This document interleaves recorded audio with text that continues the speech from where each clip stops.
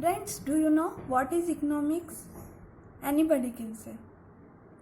So, economics is a science of human behavior where resources are limited due to the presence of scarcity, where a consumer maximizes his satisfaction, a producer maximizes his profit, and a society maximizes the social welfare. How economics is a science of human behavior? Students, what you behave is called economics? Yes, it is right. For example, you go for a shopping and thinking that I want to buy a t-shirt. There, instead of t-shirt, you like a shirt with the same price. Your behavior automatically changes. It is called economics, where the resources are limited. You know very well, the wants are unlimited, but the resources are limited. Due to the limited resources, the presence of scarcity. Scarcity is the problem where what you want is more than what you need. So, what consumer want? Consumer want satisfaction. What a producer want? Producer want profit. And what a society want? Society wants social welfare. So, a consumer maximizes his satisfaction, a producer maximizes his profit, and a society maximizes the social welfare. In 1776, Professor Adam Smith, he is called the father of economics because he gave the first definition of economics. Economics is the science of wealth. According to him, he related that economics is a science of wealth. According to Alfred Marshall contribution, he contributed to a consumer behavior. He focuses on wealth maximization. So he gave the definition of economics is a science of wealth of welfare. Now we will discuss what are resources. What are resources? Everything which satisfies human wants are called resources. For example, you want to be in merit list. What are your resources? Your books, your teachers, your tutors, your school management are your resources. If you need a car, what are your resources? Money. Money is also called resources. And what are the futures of resources? We know that resources are limited, scarce, and they have alternating uses too. What are alternating uses? For example, you have 10 rupees. What will you do in 10 rupees? You starting the alternating uses. You can buy chocolate, you can buy biscuit, pencil, pen, rubber or rough copy. Okay. So, what are economic problems? Due to limited resources, we have to make choice. So, the problem of choice arises. It is called economic problem. Why economic problem arises? Since you have a limited resources. Human wants are unlimited. They have alternating uses. I gave you example of 10 rupees. We make alternating uses. According to time, wants can be changed. For example, before 30 or 40 years, we are using black and white TV. After a few days, we are using color TV, and then LCD and then LED. At present, we are using smart TVs. So, we have to make a choice among alternatives. So, due to this, the economic problem arises. Students, do you understand properly or not? So, in economics, resources are limited, we know. Okay. So, with the limited resources, we study the economic problem or economic variables. So, it is difficult for economists to study the economic variables at aggregate level or at individual level. So, Professor Ragnar French divided economics in two parts. So, he gave definition of also economics. So, according to him, economics is derived from a Greek word oikonomia. Oiki means household and nemia means management. Hence, oikonomia means households management. He divided economics in two parts. One is microeconomics and other one is macroeconomics. Microeconomics and macroeconomics, all the words are common, but one letter is different. One is I and other one is A. I is for individual and A is for aggregate. So, if we study the economic variable at individual level, it is or small parts is called microeconomics. If we study the economic variables or economic problem at aggregate level, or if we study the economic variable as a whole, it is called microeconomics.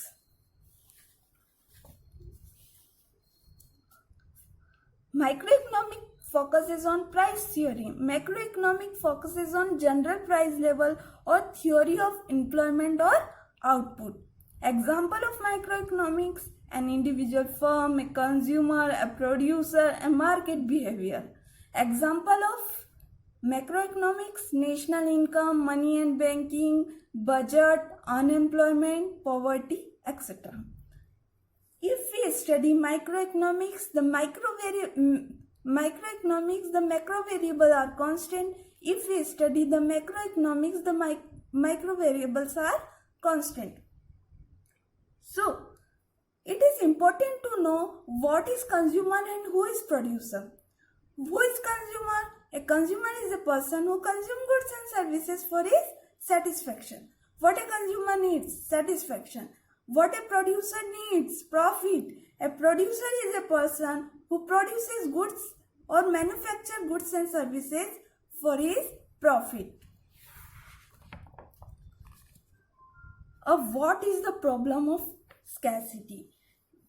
We always know that due to limited resources, the supply is less than demand, or scarcity is a situation where the demand exceeds to the supply, or where the demand is more than the supply, or the supply is less than the demand. It is the problem of scarcity. For example, you have two chocolate and you want to give to 4 persons. So what you need? The demand is more and the supply is less. What are economy? So Professor Bowley said economy is an organization where people get their livelihood. So you know the map of India. All the people of India are engaged in day-to-day activities. Some are doctors, teachers, engineers, and some are doing agriculture works. Some are engaged in production activity, some are engaged in selling activity, some are engaged in distribution activity. So all the activities are done for profit motive to maximize wealth. They are called economic activity. So all the economic activity are done to make their livelihood. Okay. Whether the economy is of India, Pakistan, China, America, Australia, every country has a central problem of an economy. What is the central problem of an economy? Okay. So, central problem is also called allocation problem. Okay. The first problem is what to produce. Second is how to produce. Third one is for whom to produce. In what to produce, it is included that what goods should be produced and in which quantity it is to be produced. What to produce include, what should be produced include. There are two types of goods engaged in the production. One is consumer goods and other one is capital goods. Consumer goods are the goods which satisfy human wants, that is bread, butter, cheese, shelter, etc. Capital goods are the goods like machineries, gun, bomb, defense products, etc. Okay. Both the goods are produced during every situation. The two situation in our economy is there. One is peaceful situation and the other one is warful situation. In peaceful situation, the government has to be produce consumer goods because all the necessities of a consumer are to be satisfied by government. Okay. In warful situation, the government has to focus on capital goods because we want gun, bomb, defense product, etc. during war. So second one is in which quantity is to be produced. There are two according to the quantity what the consumer demand or what the citizen of India demand or what an economy demanded, the government have to produce that type of goods. Okay. Second one is how to be produced. So how to be produced included what are the techniques used in the production activities. So the two types of activities are included in production activities. One is labor intensive techniques and other one is capital intensive technique. In labor skill intensive techniques are used when the labor are cheaper. The capital intensive technique are used when the machinery is cheaper than labor. Okay. It is depend on the when the production is done in a small scale industry, the labor intensive technique are used. When the production is done in large scale industry, the capital intensive technique are used. Okay. For whom to be produced, how to distribute the goods among the society. One is personal distribution. What is personal distribution? The goods are distributed according to their income. And other one is functional distribution. What is functional distribution? Functional distribution, the goods are distributed according to the cost of production. What are the cost of production? Or what are the factors of production? Land, labor, capital and entrepreneur. Thank you everyone. Later we will discuss the more topics among economics.